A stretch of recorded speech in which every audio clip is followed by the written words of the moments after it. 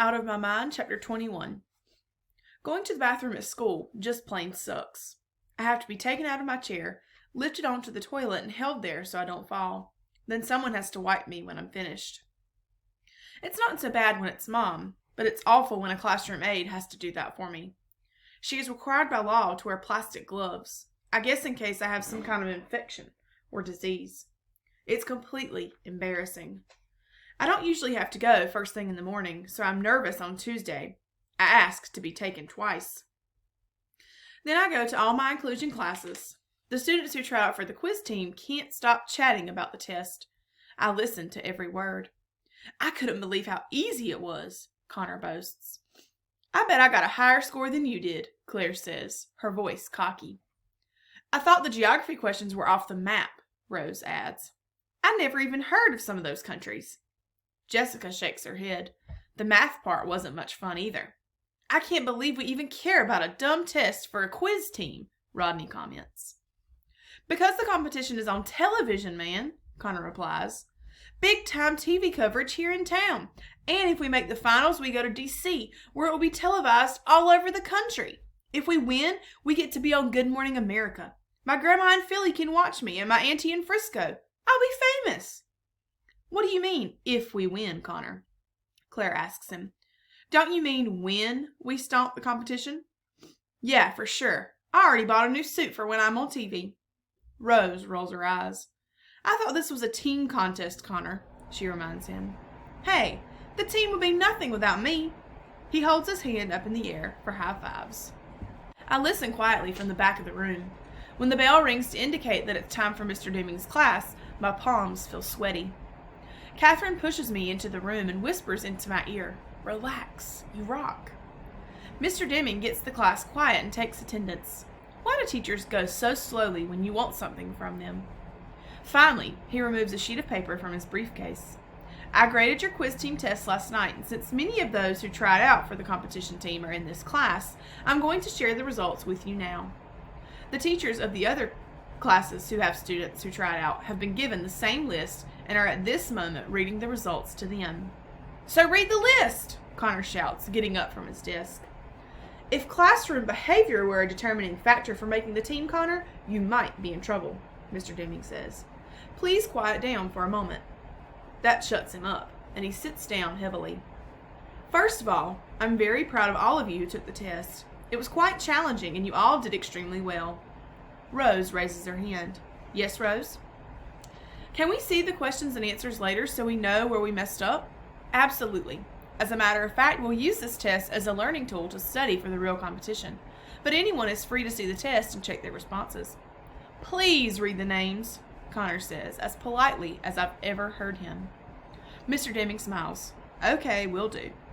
I shall read the alternates first. Two fifth graders, 2 from 6th grade.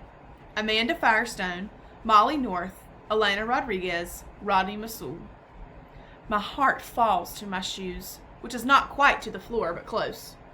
How could I have missed so many questions? Maybe my thumb slipped and I pushed the wrong letters. Catherine squeezes my hand. Molly and Rodney screech with joy. Amanda and Elena are 6th graders. Connor is noticeably quiet. And now, Mr. Deming continues. The names of the 4 students who scored the highest and will represent our school at the local competition downtown. The alternates will accompany them and will be called upon if any of the team members are unable to participate in any way. Are we ready? Ready, Connor says softly.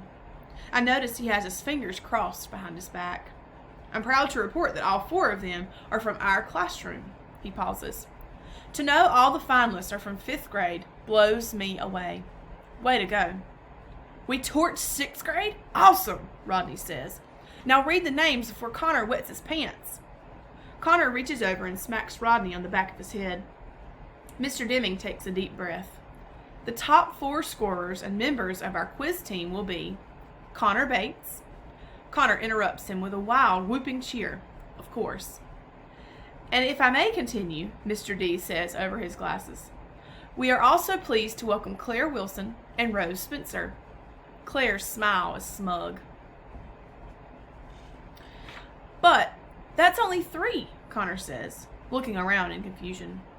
I can count, Connor. Mr. Deming replies dryly. So who's the last person on the team? Molly asks. Earthquake report. TV weather guy feels some strange activity coming from a local school. Could it be a girl's heartbeat pounding too hard? Mr. Deming clears his throat. I must apologize.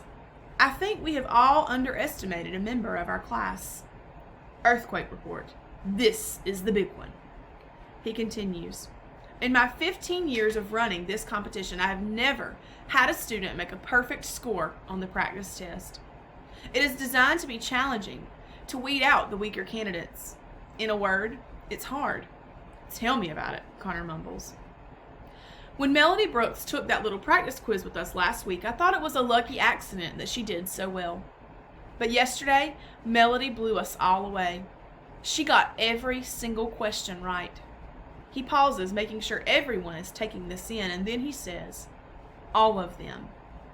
Earthquake report. Walls are tumbling everywhere. So she's on the team? Rose asks, disbelief in her voice. Yes, she's on the team. But, we'll look weird, Claire counters. Everybody will stare at us. I'm not going to have any of that kind of talk. Do you understand? Mr. D says sternly. I'm very proud of Melody. I regret I underestimated her, and I'm glad to have her on our team. Earthquake report. Call the paramedics. A girl in 5th grade is about to explode. Everybody in the class turns to look at me. Catherine gives me a hug. Rose flashes a smile, and I try not to kick and drip and make my teammates sorry that I'll be on the team with them. Will the Whiz Kids folks be cool with Melody? Molly asks. Mr. Deming looks thoughtful. I'll contact the quiz team officials and let them know about our special circumstances, he said. But that's no concern of yours. Now listen up. Team members will meet every day after school for 2 hours for the next 2 weeks, right up until the first competition. Practice sessions are mandatory. Here's paperwork for your parents to read and sign. I need it back tomorrow. Earthquake report. Expect big aftershocks. Nothing like this has ever been seen before. The more I think about it, the more excited I get. Television, pressure, people looking at me. I can feel myself getting tense and tight. My arms and legs start doing the tornado spastic dance. My head jerks. I try not to, but I screech just a little. Everybody turns at the sound. I can see Molly and Claire jerking their hands, kicking their legs and making crazy noises. A few people giggle. Mr. Deming's face grows tight. I aim all my energy at my thumb and point to go. Catherine gets the message and hurries me out of there. I want to find a hole and hide in it.